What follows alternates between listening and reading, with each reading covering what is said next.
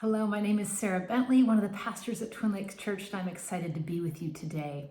I was recently going through a stack of books in my boys' playroom, and I was sorting through them because they've outgrown many of those books, and I was attempting to figure out which ones we could give away when I came across a book that brought back all kinds of memories for me. It was a book called I Love You to the Moon and Back. Now, seeing this book, like I said, brought back some memories, and I'll share those memories in just a moment. But first, I want you to listen to this book being read. I Love You to the Moon and Back, illustrated by Tim Warnes. I love our time together as we start each happy day. I love our bath time silliness, the way we splash and play. I love to lift you up way up high so you feel really tall. We'll climb the highest mountaintops, hold tight and you won't fall. I love to share the magic of the shining skies above and think of all the different ways that we can show our love. Like when we're touching noses, playing chase, or seeing friends, our love is always with us and it never ever ends. So snuggle safely in my arms, our day is nearly done. I love you to the moon and stars, my precious little one. Now, when my boys were much younger, we read this book over and over and over. And this is the specific memory that resurfaced when I saw this book. It brought back to mind that one night I was reading this book to our youngest son, Luke, when he looked at me with total seriousness and said, "Mom, if somebody loves you to the moon and back, then that means their love actually has a limit because we can measure the distance to the moon and back." You know what? He was right.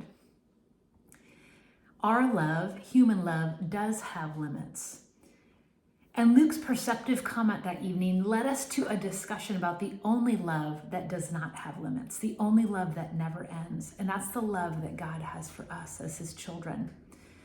This past weekend, we looked at Ephesians chapter 3, and I want to recall with you today verses 16 through 19, which say this: "I pray that out of his glorious riches he may strengthen you with power through his Spirit in your inner being, so that Christ may dwell in your hearts through faith. And I pray that you, being rooted and established in love, may have power, together with all the Lord's holy people, to grasp how wide, how long, and high and deep is the love of Christ, and to know that this love that surpasses knowledge, that you may be filled to the measure of all the fullness of God." Church, the love that God has for us is far greater than the distance to the moon and back. We are told that God's love is infinitely high and wide and long and deep. In other words, we can't measure it. And verse 19 reminds us that it even goes beyond our comprehension. It surpasses our knowledge. That also means we can't put limits on it. And even though it's hard for us to understand, God invites us to receive this love in faith. In fact, we get this love by simply saying, "Jesus, I believe you are who you say you are, and I believe you'll give me and do for me what you'll say you will give and do for me." So now, in our house now, instead of saying "I love you to the moon and back," we say "I love you to infinity and beyond." And that more closely captures what Ephesians chapter 3 is talking about here. Because God's love has no conditions, no limits. It can't be measured or quantified. It goes on and on and on, and it will never end. And God's love is based on grace alone and received by faith alone.